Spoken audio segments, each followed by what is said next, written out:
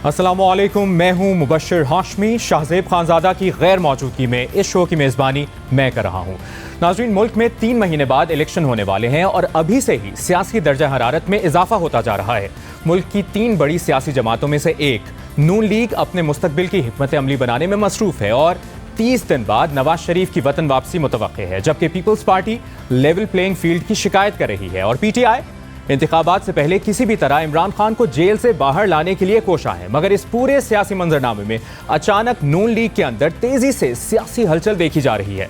साबिक वज़ीर आज़म शहबाज शरीफ अपनी हुकूमत जाने के बाद लंदन चले गए थे और मुल्की मसाइल के बावजूद वो कई हफ्तों तक वहाँ रिहाइश पजीर रहे, जिसकी वजह से उन पर तनकीद होती रही और फिर वो 2 दिन पहले पाकिस्तान वापस आए। लेकिन कल वो अचानक नवाज शरीफ की हिदायत पर दोबारा लंदन चले गए और इसी दौरान मरियम नवाज भी लंदन पहुंच गईं, जिसके बाद ये कयास आराइयां होती रहीं कि शहबाज शरीफ पाकिस्तान से कोई पैगाम लेकर लंदन गए हैं या नवाज शरीफ उन्हें कोई पैगाम देना चाहते हैं। और इन कयास आराइयों के दौरान लंदन में नवाज शरीफ की सरबराही में इजलास हुआ, जिसमें शहबाज शरीफ, नून लीग की चीफ ऑर्गेनाइजर मरियम नवाज, साबिक वज़ीर ख़जाना इसहाक डार, नून लीग के रहनुमा जावेद लतीफ़ और तलाल चौधरी भी मौजूद थे। और इस इजलास के बाद शहबाज शरीफ ने मीडिया से बात करते हुए कहा कि नवाज शरीफ 21 अक्टूबर को ही वापस आएंगे और आज की मुलाकात का मकसद नवाज शरीफ की वतन वापसी के इंतजामी और कानूनी मामलात का जायजा लेना था। तो क्या वाकई ये हंगामी मुलाकात सिर्फ नवाज शरीफ की वापसी के खदोखाल तय करने से मुतालिक थी या बात कुछ और है? क्योंकि गुज़श्ता कुछ दिनों से नून लीग एक बार फिर मुसलसल साबिका इस्टेब्लिशमेंट, साबिका चीफ जस्टिस और मौजूदा सुप्रीम कोर्ट के एक जज का नाम लेकर एहतसाब की बात कर रही है, उन्हें कौमी मुजरिम करार दे रही है, जबकि मुल्क में मौजूद इस्टेब्लिशमेंट के करीब समझे जाने वाले सियासी रहनुमा नून लीग को ये पैगाम दे रहे हैं कि वो ऐसा ना करे वरना इसके नताइज हो सकते हैं। तहरीक इंसाफ के साबिक रुकन फैसल वावडा, जो इस्टेब्लिशमेंट के करीब समझे जाते हैं, उन्होंने कल ये बयान दिया कि शहबाज शरीफ जब लंदन जा रहे थे तो उनका ब्लड प्रेशर लो था और उन्हें यह समझा दिया गया कि बयानात की हद तक तो मामला ठीक है, लेकिन एहतसाब की बात की गई तो पहले जहाज पर बांध कर वापस भेजा गया था, मगर इस बार बांध कर यहीं रखेंगे। इसी तरह इस्तेहकाम पाकिस्तान पार्टी के सरबराह जहांगीर तरीन ने कहा है कि नवाज शरीफ को नाम लेकर हमले नहीं करने चाहिए, हम इस चीज़ के खिलाफ हैं। देखिए, एक तो हम लोग एज अ पार्टी हमारे मौक़िफ़ के खिलाफ हैं ज़ाती हमलों। हम नहीं समझते कि एक इंफरादी हमले किसी के ऊपर होने चाहिए, नाम लेके लोगों को आप ये काम करें। अगर आपने कुछ करना है, कानून के मुताबिक करना है, तो आप जब पाकिस्तान में आएँ, आपकी जो भी पोजीशन होती है आप उसमें काम करें अपना। तो ये पहले से कह देना नाम लेके जी ये आदमी को ये नहीं है। ख़ास तौर पे जो नाम लिया उन्होंने, जो इस वक्त सुप्रीम कोर्ट में बैठे हुए हैं, जिन्होंने चीफ जस्टिस बनना है, ये कोई इतनी अच्छी बात नहीं है। तो क्या वाकई शहबाज शरीफ को ये बताया गया है कि वो नवाज शरीफ को समझाएं कि वो साबिका इस्टेब्लिशमेंट के खिलाफ एहतसाब की बातें ना करें वरना इसके नताइज होंगे, या मामला कुछ और है? इस वक्त नून लीग की चोटी की क़यादत लंदन में आखिर किस हंगामी मुशावरत में मसरूफ़ है, इस हवाले से बात करेंगे। हमें ज्वाइन कर रहे हैं साबिक वज़ीर दाखिला और मुस्लिम लीग नून के सीनियर रहनुमा राना सनाउल्लाह साहब। बहुत बहुत शुक्रिया आपके वक्त के लिए। राना साहब, ये चल क्या रहा है इस वक्त? 21 अक्टूबर की तारीख डिसाइड होती है, शहबाज शरीफ पाकिस्तान से लंदन जाते हैं, फिर लंदन से पाकिस्तान आते हैं, फिर लंदन चले जाते हैं। क्या हो रहा है, क्या कंफ्यूजन है और क्या शहबाज शरीफ कोई मैसेज लेकर गए हैं या मैसेज वहां से लेकर आएंगे? देखिए, इसमें जो मीडिया में कल से जो यानी एक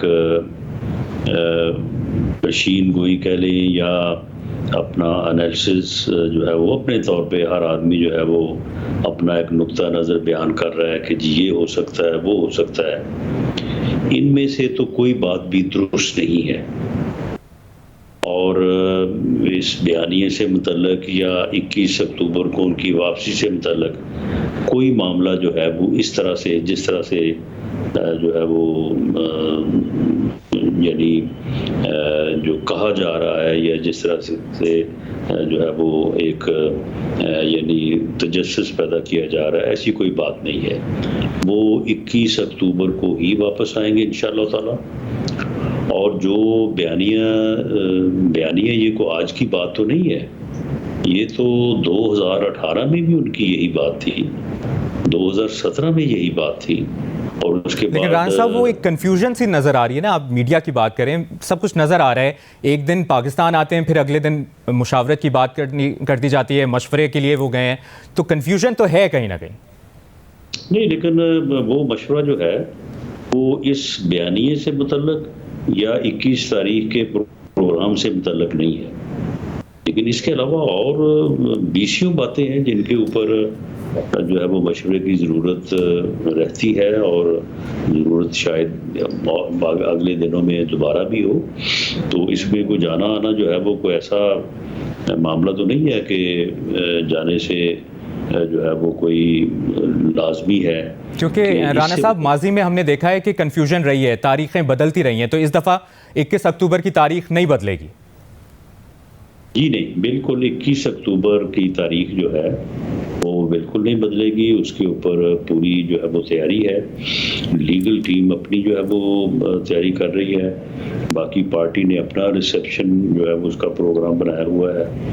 तो ये जो तुकबंदी जो है ये कल से शुरू हुई है ना कि जी वो बयानिए की वजह से ये बात हो गई है या कोई इस तारीख में रद्द-बदल हो रहा है, ये दोनों चीज़ें नहीं हो रही। लेकिन आपने इंट्रो में राना सनाउल्लाह साहब सुना होगा फैसल वावडा का बयान भी, जहांगीर तरीन ने जो कहा है, फैसल वावडा का बयान यकीनन आपने सुना होगा। एहतसाब की बात पर क्या कोई वाज़ेह पैगाम दिया गया है आपकी लीडरशिप को? नहीं, कोई ऐसी बात नहीं है और किसी किस्म का कोई पैगाम नहीं है। अरे यही बात फैसल वाडा साहब की, फैसल वाडा साहब को जितना दुख हमसे पहुंचा है तो मेरा ख्याल है कि वो तो शायद हो सकता है कि अगले दिनों में हमें जो है वो गालियां देनी शुरू कर दें, क्योंकि उनको ज़ाती तौर पे बड़ी तकलीफ पहुंची है। तो इसलिए वो सारा जो है वो जो जिस किस्म की गुफ्तगू कर रहे हैं, लेकिन वो तो कह रहे हैं कि शहबाज शरीफ साहब जब गए हैं तो उनका ब्लड प्रेशर लो था और एहतसाब की बात की गई, जहाज़ पर बांध कर वापस भेजा गया था, इस बार बांध कर यहीं रखेंगे, ये फैसल वावडा ने इंटरव्यू में कहा है। ये बढ़िया बात की है उसने। उसे अगर PMLN की हुकूमत से उसे कोई तकलीफ पहुंची है और मियाँ शहबाज शरीफ साहब से कोई उन्हें ज़ाती तौर पे कोई नुकसान हुआ है, तो उसका उनको इस तरह के जो है वो घटिया जुमले बोल के उसका बदला नहीं लेना चाहिए, और ना कोई इस किस्म की बात है। ठीक है, लेकिन जहांगीर तरीन साहब तो आपके इत्तेहादी हैं, वो भी यही कह रहे हैं कि नाम लेकर हमले ना किए जाए नवाज शरीफ की जानिब से, ये अच्छी बात नहीं है। उनकी अपनी सोच है, वो अपनी सोच है, वो अगर वो समझते हैं कि इस तरह से बात नहीं की जानी चाहिए तो उनकी अपनी सोच है। लेकिन मियाँ नवाज शरीफ ने तो कोई आज पहली मर्तबा को ऐसा नहीं हुआ कि उन्होंने जी कल ये बात की है नाम लेके, तो ये उन्होंने जो है वो शायद कोई किसी फौरी वजह की बुनियाद पे की। उनकी ये सोच जो है, ये जो जलसा था गुजरांवाला का, जो बात काफ़ी जो है वो पॉपुलर हुई है, तो ये मेरा ख्याल 2020 या 21 की बात है। तो इसलिए ये कोई ऐसा मामला नहीं है कि मियाँ नवाज शरीफ साहब ने जो है वो ये पहली दफ़ा बात की है। मियाँ नवाज शरीफ साहब की ये शुरू दिन से ये सोच है कि अदारों को अपनी हदूद में रह के काम करना चाहिए, गैर आइनी मुदाखलत नहीं होनी चाहिए, और पाकिस्तान के जो ये मसाइल अब होते होते जो है वो बात यहाँ तक आन पहुँची है, तो इसकी एक बुनियादी वजह जो है वो सियासी अदम इस्तेहकाम और ये गैर आइनी मुदाखलतें हैं जो इस मुल्क में बार बार होती रही हैं। तो ये वो असूली तौर पे और जो है वो शौरी तौर पे जो है वो इस चीज़ को हमेशा ये कहते रहे हैं, हमेशा से कहते आ रहे हैं। ये कोई 18 सितंबर को उन्होंने कोई अनोखी या कोई अलग से कोई बात नहीं कर दी। सही। अच्छा राना सनाउल्लाह साहब, आपको लगता है कि अभी भी क्या आपको लगता है कि जनरल बाजवा और जनरल फैज़ का एहतसाब होना चाहिए? देखिए, उनका एहतसाब जो है वो क्यों नहीं होना चाहिए।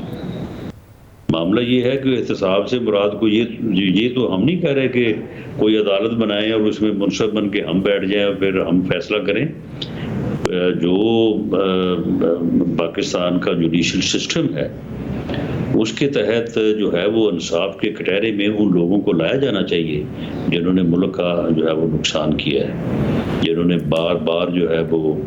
और दूसरी बात ये है कि बाजवा साहब तो खुद अपने बयानात में ये बातें कहते रहे हैं कि हम हुकूमतों को गिराने, सियासी इंजीनियरिंग करने में हम मुलव्वस रहे हैं। तो इन चीज़ों का हिसाब क्यों नहीं होना चाहिए? क्या वजह है इसकी? इसका हिसाब होना चाहिए। क्या हिसाब सिर्फ सियासतदानों का ही होना है? सही। आपने एक इंटरव्यू में भी कहा, अभी भी आप यही कह रहे हैं, कौमी मुजरिम आपने करार दिया, और साथ ही आपने ये भी कहा कि एक्सटेंशन जो दी गई थी वो फितने से मुकाबले के लिए दी गई थी। तो आप एहतसाब की भी बात करते हैं और फिर आपने एक्सटेंशन भी दी, तो अगर एहतसाब होता है तो फिर तो एहतसाब के दायरे में आप भी आ जाएंगे। नहीं, देखें, जो एक्सटेंशन मैंने बड़ी जो है वो वजाहत के साथ बात की थी।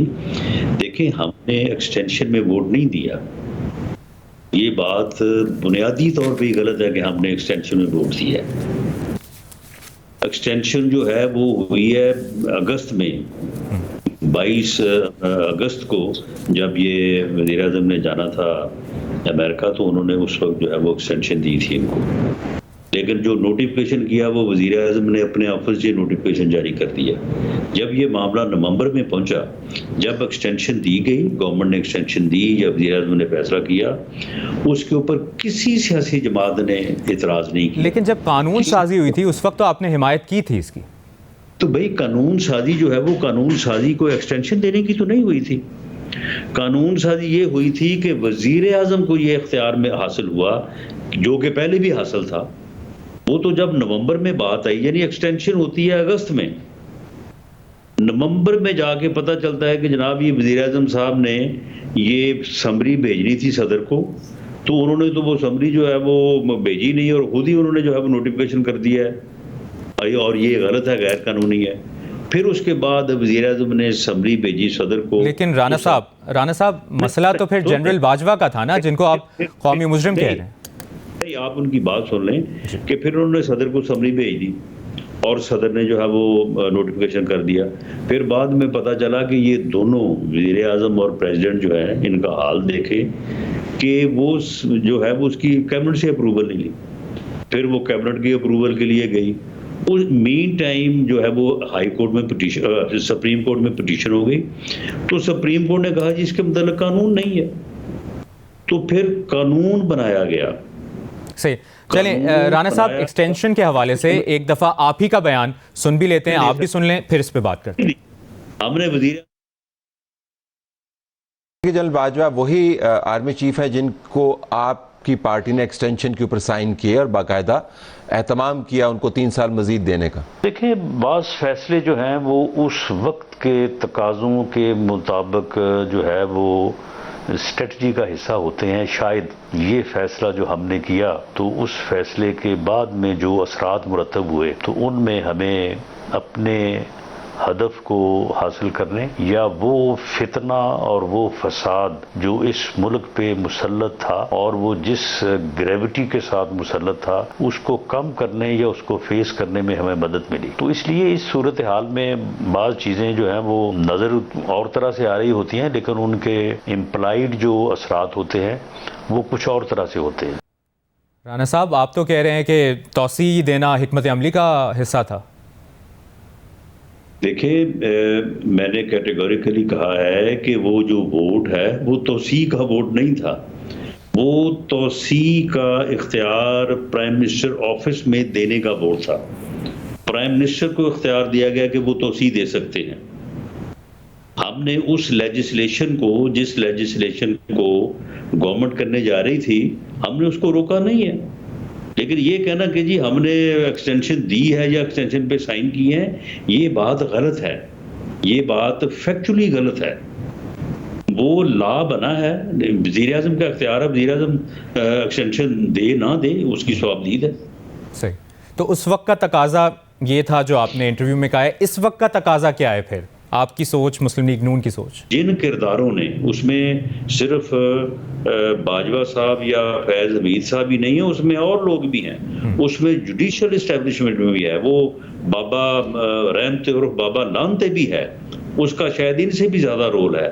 तो मामला यह है कि जिन किरदारों ने मुल्क को इस मुसीबत, इस मुश्किल या इस बहरान में धकेला है, तो उनके खिलाफ जो है वो एक्शन होना चाहिए, एहतसाब होना चाहिए। ठीक। अच्छा, फैज़ाबाद धरना केस 28 सितंबर को समाअत की जो है इस बैकग्राउंड में मियां नवाज शरीफ ने की। ठीक है राना साहब, फैज़ाबाद धरना केस 28 सितंबर को समाअत के लिए मुकर्रर कर दिया गया है। मुस्लिम लीग नून इस केस से क्या एक्सपेक्ट करी है, क्योंकि जनरल फैज़ के एहतसाब की भी आप बात करते हैं, बयानात देते हैं, उनका नाम भी है इसमें। फैज़ाबाद धरना केस, देखिए फैज़ाबाद धरना जो है उसमें ये बड़ा वाज़ेह तौर पे जो है ये कहा गया है कि वो लोग जिनका ये काम नहीं है, जिनको मुल्क का आइन और कानून इस बात की इजाज़त नहीं देता कि वो इस किस्म के जो है वो मामला करें कि लॉन्ग मार्चेस करवाएं, फिर उसके बाद जो है वो उनके साथ मुआहदे करवाएं,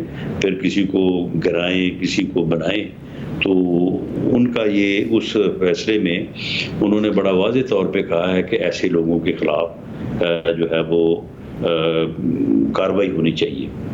और अब देखिए जब ये केस वहाँ पे समाअत के लिए आता है तो इसमें फिर सुप्रीम कोर्ट क्या डायरेक्शन देता है डिफेंस मिनिस्ट्री को, जो भी मुतल्लिका लोग हैं, तो उसके बाद ये चीज़ वाज़ेह होगी। बहुत बहुत शुक्रिया आपका मुस्लिम लीग नून के सीनियर रहनुमा राना सनाउल्लाह साहब प्रोग्राम में वक्त देने का। प्रोग्राम में वक्त हुआ अभी एक ब्रेक का, वापस आते हैं, साथ रहिए। ब्रेक के बाद खुशामदीद। चीफ जस्टिस काजी फाइज ईसा ने फैज़ाबाद धरना केस के फैसले के खिलाफ नजरसानी की दरखास्तें समाअत के लिए 28 सितंबर को मुकर्रर कर दी हैं। चीफ जस्टिस काजी फाइज ईसा की सरबराही में जस्टिस अमीनुद्दीन खान और जस्टिस अतर मिनल्लाह पर मुश्तमिल 3 रुकनी बेंच फैज़ाबाद धरना केस के फैसले के खिलाफ नजरसानी की दरखास्तों पर समाअत करेगा। सुप्रीम कोर्ट ने नवंबर 2017 में फैज़ाबाद धरने से मुतालिक अज खुद नोटिस लिया था और उस वक्त जस्टिस मुशीर आलम और जस्टिस काजी फाइज ईसा पर मुश्तमिल 2 रुकनी बेंच ने फरवरी 2019 में तफसीली फैसला सुनाया था। बाद में इस फैसले के खिलाफ अप्रैल 2019 में intelligence bureau, ISI, PEMRA, election commission, Tehreek Insaf, MQM, Sheikh Rashid और एजाजुल हक की जानिब से नजरसानी के लिए दरखास्त दायर की गई थी। उस वक्त chief justice of Pakistan Asif Saeed Khosa थे। उनके बाद जस्टिस गुलजार अहमद और फिर justice Umar Ata Bandial chief justice बने, मगर ये दरखास्तें समाअत के लिए मुकर्रर नहीं की गई थी। जस्टिस काजी फाइज ईसा ने 17 सितंबर को चीफ जस्टिस के ओहदे का हलफ उठाया। 20 सितंबर को उनकी सरबराही में इंसाफ की फराहमी और बेंचेस की तश्कील के मौजू पर अहम इजलास हुआ, जिसमें पाकिस्तान बार काउंसिल और सुप्रीम कोर्ट बार एसोसिएशन के नुमाइंदों ने तजावीज़ दी। इस दौरान पाकिस्तान बार काउंसिल के रुकन आबिद साकी का चीफ जस्टिस से फैज़ाबाद धरने के फैसले पर दिलचस्प मुकालमा भी हुआ, जिसकी तफसील उन्होंने खुद बताई। वो एक बात मैंने आखिर में की है उठते हुए कि जब फैज़ाबाद धरने की इम्प्लीमेंटेशन होनी चाहिए, तो काजी साहब ने कहा कि वो अगर मैं नहीं करूंगा तो फिर आप मेरे खिलाफ धरना दोगे। मैं कह मैं दूंगा। अमल दरामद के हवाले से 20 सितंबर यानी परसों ये मुकालमा हुआ और कल चीफ जस्टिस काजी फाइज ईसा ने ये केस समाअत के लिए मुकर्रर कर दिया। अहम बात यह है कि फैज़ाबाद धरना केस के फैसले के बाद ही तहरीक इंसाफ की वफाकी हुकूमत ने मई 2019 में जस्टिस काजी फाइज ईसा के खिलाफ रेफरेंस सदर मुमलिकत डॉक्टर आरिफ अलवी को भिजवाया था, जिसे उन्होंने सुप्रीम जुडिशल काउंसिल को भिजवा दिया था। खुद जस्टिस काजी फाइज ईसा ने 15 अप्रैल 2021 की समाअत में अदालत के सामने पेश होकर कहा था कि फैज़ाबाद धरना केस के फैसले के बाद मुझ पर क़यामत बर्पा की गई। मुझे ओहदे से हटाने की ख्वाहिश की वजह यह है कि मैंने फैज़ाबाद धरना केस का फैसला दिया। यही वो फैसला था जिसमें जस्टिस काजी फाइज ईसा ने लिखा था कि आइन मुसल्लह अफवाज के अफराद को किसी तरह की भी सियासी सरगर्मी जिसमें सियासी जमात, गिरोह या फ़र्द की हिमायत हो, उससे मना करता है।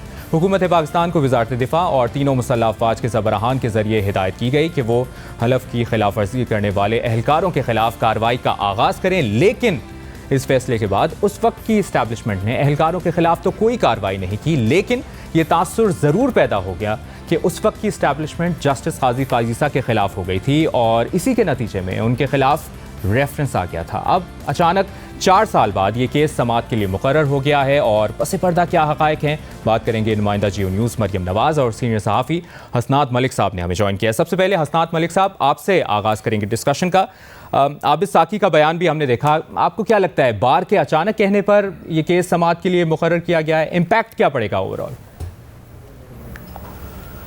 देखिए जी, ये वो फैसला है जिसकी वजह से जस्टिस काजी फाइज ईसा के ख़िलाफ़ रेफरेंस फाइल हुआ।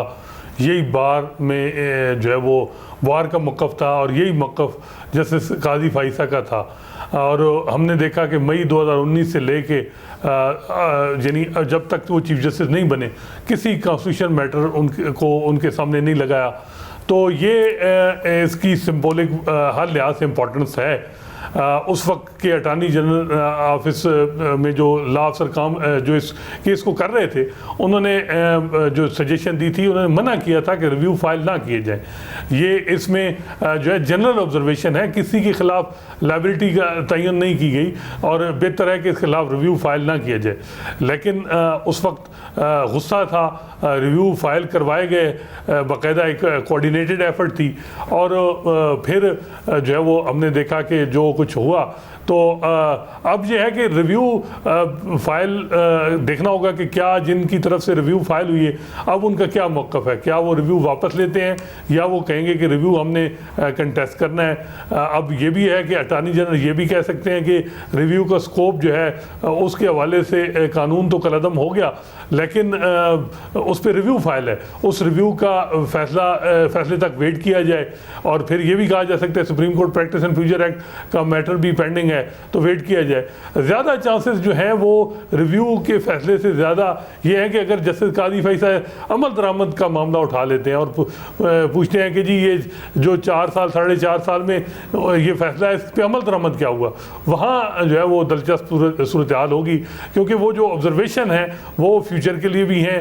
अगर जवाब मांग लिया जाए और कि जी क्या जो है वो जो हमारी इस्टेब्लिशमेंट है उसका सियासत में रोल है या नहीं, या ख़त्म हो गया है, या किसी पर्टिकुलर पार्टी को सपोर्ट किया जा रहा है या नहीं किया जा रहा, मीडिया पे पाबंदियां हैं, दबाव है या नहीं है, तो ये वो ऐसी चीज़ें हैं जो अगर उस पर जवाब ले लिए सिर्फ डायरेक्शन हो जाती है तो सिचुएशन बिल्कुल चेंज हो जाएगी और जो जवाब आएंगे फिर उस पर बड़ी बहस मुबाहिसे भी होंगे। अब देखना होगा कि किस तरीके से जो है इस मामले को जस्टिस कादी फैसला लेके चलते हैं। लेकिन ये कहना कि यकदम उन्होंने लगा दिया केस, नहीं, उन्होंने जो चीज़ें एक प्लान के साथ वो चल रहे हैं और चीज़ें उन्होंने ज़हन में बनाई हुई हैं कि किस तरह जो है वो अपने टेन्योर में वो काम करने हैं और वो उस प्लान से ही चल रहे हैं। आप क्या कहेंगी मरियम, आप एक अरसे से कोर्ट रिपोर्टिंग कर रही हैं, आपका क्या अंदाज़ा है? मेरा अंदाज़ा ये है कि जस्टिस कादी फ़ाइज़ ईसा ने जब वो जज थे और उन्होंने मुसलसल ये एक फ़ैसला दिया, उसके फ़ौरन बाद उनके ख़िलाफ़ जो है वो रेफरेंस दायर किया गया, फिर उस रेफरेंस को उन्होंने कंटेस्ट किया 2 साल तक और फिर वो ख़ारिज हुआ। उसके बाद भी उनको कोई आइनी और बड़े मुकदमात में शामिल नहीं किया गया।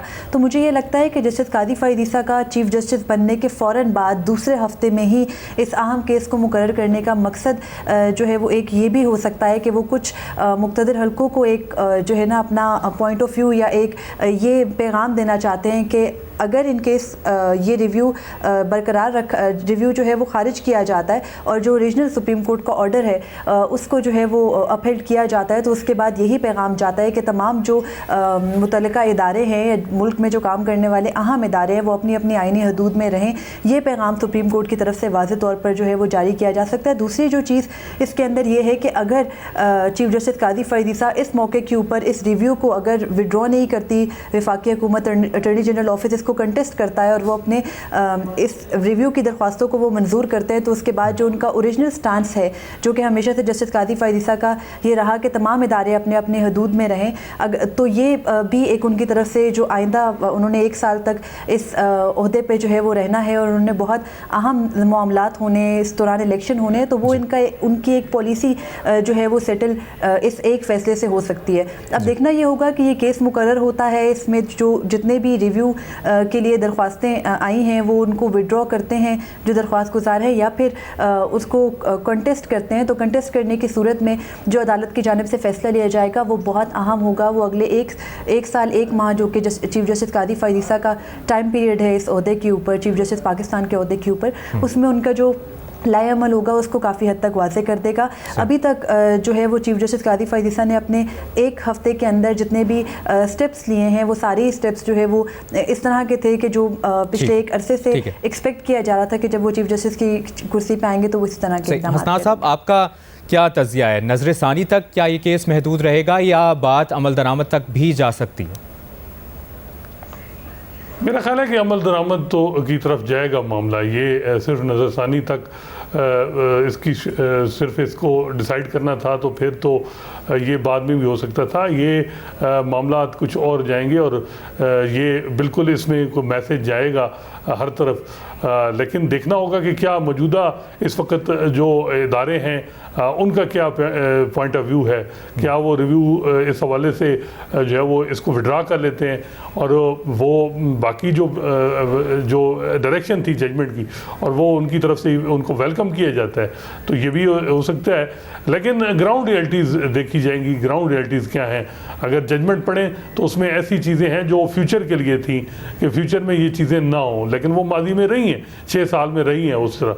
तो अब देखना होगा कि जस्टिस काजी फैसा उसमें क्या करते हैं। लेकिन एक बात वाज़ेह है कि अगर अमल दरामद की तरफ आ गया मामला तो ये सियासत हमारी उसका तयन यहाँ होगा, इस फैसले से होगा जो इसमें होगा कि अगर हर इदारे को कहा जाता है कि जी वो अपने हदूद में रहें और किसी एक सियासी जमात की पुष्पनाई ना की जाए और मीडिया पे पाबंदी या दबाव ना रखा जाए, तो ये वो चीज़ें हैं जो इसकी बड़ी इम्प्लिकेशन पाकिस्तान में होंगी।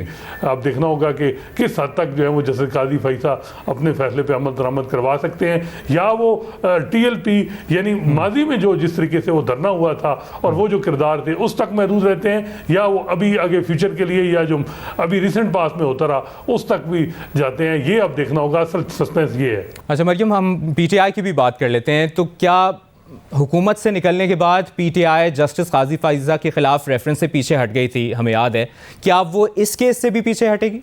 जी, अगर रीसेंट पास में देखें तो पाकिस्तान तहरीक इंसाफ का जो मौक़िफ़ है वो वही हो गया है जो कि इस जजमेंट के अंदर ऑलरेडी लिखा गया है। तो मुझे ये लगता है कि पाकिस्तान तहरीक इंसाफ अभी जो आइंदा शुरू होने वाला हफ़्ता है उसमें अपनी पिटीशन जो है वो वापस ले लेंगे, वो विड्रॉ कर लेंगे, क्योंकि उन्होंने जिन ऑब्जर्वेशंस के ख़िलाफ़ अदालत से रुजू किया था उन्हीं चीज़ों के ऊपर पाकिस्तान तहरीक इंसाफ की जब हुकूमत गई तो उसके बाद उनकी जो जमात की जानिब से और उनके कारकुनान की जानिब से वही मौक़िफ़ जो है वो अपनाया गया है जो कि फैज़ाबाद धरना केस के ओरिजिनल ऑर्डर के अंदर ऑब्जर्वेशंस दी गई हैं। तो यही लगता है कि जो पाकिस्तान तहरीक इंसाफ की पिटीशन है उनकी हद तक वो तो विड्रॉ कर लेंगे, लेकिन बाकी पिटिशनर्स का ये तयन होना ज़रूरी है कि वो इसी को जो है वो आगे कंटेस्ट करते हैं या फिर इसको विड्रॉ करते हैं। और ज़ाहिर है कि अगर in any case supreme court ये रिव्यू पिटिशंस खारिज कर देता है तो फिर इस केस का जो अमल दरामद का मरहला होगा जिस पे कि आज तक अमल दरामद नहीं हो सका है वो बड़ा अहम होगा, और उससे ही जैसे कि हसनात मलिक साहब कह चुके कि उससे ही आइंदा की जो पॉलिटिकल एक्टिविटीज़ होंगी उनकी एक सिमत का तयन होगा। बहुत बहुत शुक्रिया आपका नुमाइंदा जियो न्यूज़ मरियम नवाज़ और सीनियर सहाफ़ी हसनात मलिक साहब। प्रोग्राम में वक्त हुआ है अभी एक ब्रेक का, साथ रहिए। एक तवील इंतजार और मुशावरत के बाद 5 अक्टूबर से भारत में होने वाले वर्ल्ड कप 2023 के लिए आज पाकिस्तान की 18 रुकनी कौमी टीम का ऐलान कर दिया गया है। 15 हतमी खिलाड़ियों के साथ 3 रिजर्व खिलाड़ियों को भी स्क्वाड का हिस्सा बनाया गया है। अहम बात यह है कि सिर्फ एक आध तब्दीली के अलावा बाकी तमाम वही खिलाड़ी हैं जिन्होंने एशिया कप में पाकिस्तान की नुमाइंदगी की थी, और इनमें से कुछ की मुसलसल खराब परफॉर्मेंस पर शदीद तनकीद हो रही थी। चीफ सेलेक्टर इंजमाम उल हक ने प्रेस कॉन्फ्रेंस में आज बाकायदा तस्दीक की कि इंजरी के बायस fast bowler Naseem Shah world cup का हिस्सा नहीं होंगे और उनकी जगह हसन अली को टीम में शामिल किया गया है। बाबर आजम वर्ल्ड कप में कप्तान होंगे। शादाब खान को मुसलसल नाकिस परफॉर्मेंस के बावजूद न सिर्फ टीम का हिस्सा रखा गया है बल्कि उन्हें नायब कप्तान भी बरकरार रखा गया है। इसके अलावा मुसलसल out of form opener Fakhar Zaman भी टीम का हिस्सा है। मोहम्मद नवाज को भी स्क्वाड में शामिल किया गया है और मोहम्मद वसीम जूनियर भी टीम का हिस्सा है, जबकि बाकी खिलाड़ियों में इमाम उल हक, अब्दुल्ला शफीक, मोहम्मद रिजवान, इफ्तिखार अहमद, सऊद शकील, सलमान अली आगा, हारिस रऊफ, शाहीन शाह आफरीदी और उसामा मीर शामिल हैं। इनके अलावा 3 रिजर्व खिलाड़ियों में wicket keeper batter Mohammad Haris, spinner Ibrar Ahmed और फास्ट बॉलर जमान खान को शामिल किया गया है। चीफ सेलेक्टर इंजमाम उल हक का कहना है कि टीम में उखाड़ पिछाड़ करना मुनासिब नहीं था। हमारी टीम 2 मैच बुरे खेल गई, वरना ये नंबर 1 टीम थी। जो टीम अनाउंस की है मैंने कोई ऐसी चेंज नहीं की। पाकिस्तान टीम इस कम्बिनेशन से पिछले 1 से 2 साल से खेल रही है, और मैं आके कि जी 2 हफ्ते में या 3 हफ्ते में कोई टीम में उखाड़ पिछाड़ करने की कोशिश करता कि उस कम्बिनेशन को तोड़ने की कोशिश करता तो वो सही नहीं है। 2 मैच बुरे खेल गए पाकिस्तान, वरना पाकिस्तान वर्ल्ड नंबर 1 टीम था। इसी पर बात करेंगे। हमें ज्वाइन करें सीनियर स्पोर्ट्स जर्नलिस्ट और जियो न्यूज़ के प्रोग्राम स्कोर के मेज़बान सैयद याहिया हुसैनी और साबिक टेस्ट क्रिकेटर सिकंदर बख्त भी हमारे साथ मौजूद हैं। सिकंदर, सबसे पहले आपसे जानना चाहेंगे, फ़खर जमान फॉर्म में नहीं है, शादाब खान फॉर्म में नहीं है, मोहम्मद नवाज परफॉर्म नहीं कर पा रहे, अवेलेबल ऑप्शंस में क्या ये बेहतरीन टीम वर्ल्ड कप खेलने जा रही?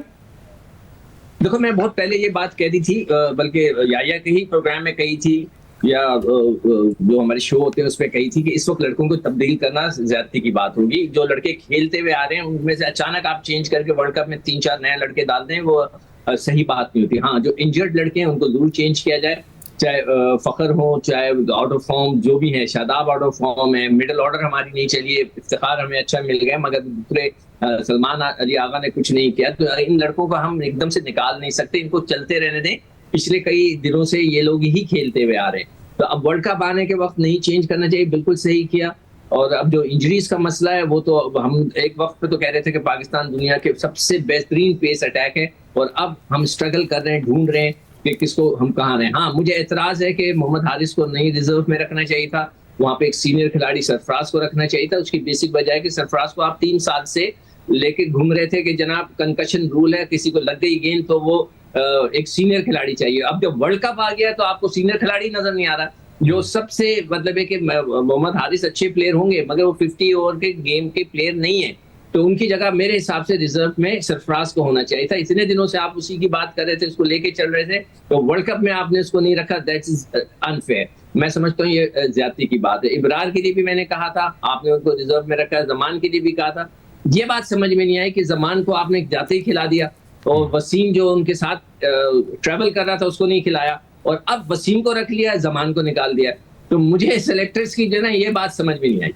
आपको ये बात समझ आई है चीफ सेलेक्टर इंजमामुल हक की याहिया हुसैनी?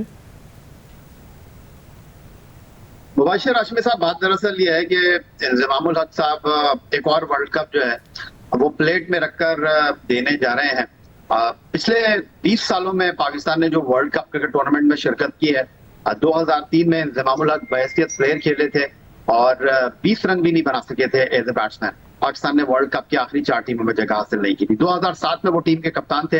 पाकिस्तान आयरलैंड और वेस्ट इंडीज से हार गया था। एक हफ्ते में पाकिस्तान के लिए वर्ल्ड कप खत्म हो गया था।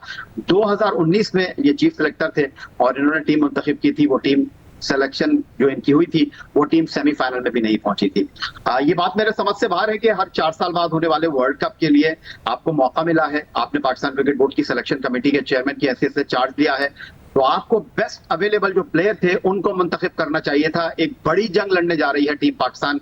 ये उज़्र पेश करना कि यही खिलाड़ी हमारे पास मौजूद थे, इनको तब्दील नहीं कर सकते, हथियार आपने पहले से ही रख दिए हैं। आपने पहले से ही बता दिया है कि अगर नतीजा हमारे हक में नहीं आया तो मैं ये उज़्र पेश कर दूंगा कि भाई मैं तो अभी आया था। आपको जिम्मेदारी मिली है, आपको शेरों की तरह लड़ना चाहिए था। आपकी टीम उसी वक्त शेरों की तरह लड़ेगी जब आप बड़े फैसले करेंगे, लेकिन आप ही बड़े फैसले करने से हिचकिचा रहे हैं, तो कैसे ये टीम आगे बढ़ेगी? 2 मिसालें मैं आपके साथ शेयर कर लेता हूं। इंजमामुल हक साहब फरमा रहे हैं कि हसन अली को टीम में शामिल किया गया है नई गेंद के बॉलर की हैसियत से। ये मुझे बता दीजिए हसन अली नई गेंद से कहां बॉल डालते हैं? फिर उसके बाद इन्होंने कहा कि श्रीलंकन प्रीमियर लीग में वो बेहतरीन बॉलर है। भाईजान 15 बॉलर में इनका नाम नहीं है श्रीलंकन प्रीमियर लीग में। फिर उन्होंने कहा कि डोमेस्टिक परफॉर्मर को हम इज्जत देंगे।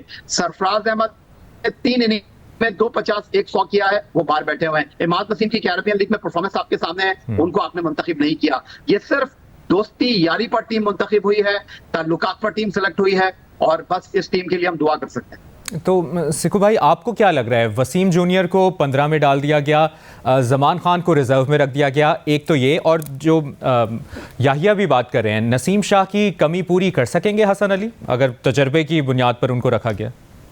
देखो, तजर्बे की बुनियाद पर रखा गया, वो बिल्कुल सही कह रहा है याया कि उनकी जो परफॉर्मेंस है वो इतनी अच्छी नहीं है, पिछले कई साल से वो खेले नहीं। मगर चले, मैं ये एक एडवांटेज उसको देता हूँ कि जी वो सीनियर खिलाड़ी है, पहले से खेल के आया है, जो कि इंजी ने बोला वो ठीक है, ये मैं उनको एक बेनिफिट ऑफ डाउट दे देता हूँ। मगर मुझे ये बता दीजिए कि अफगानिस्तान की जो सीरीज हो रही थी, मैं चीख के रह गया कि भाई आप इब्रार को खिलाकर देख लो, आप जमान खान को खिला के देखो। वो 4 लड़के यानी कि इमाम, फकर, बाबर और रिजवान अपनी जगह से टच से मस नहीं हुए।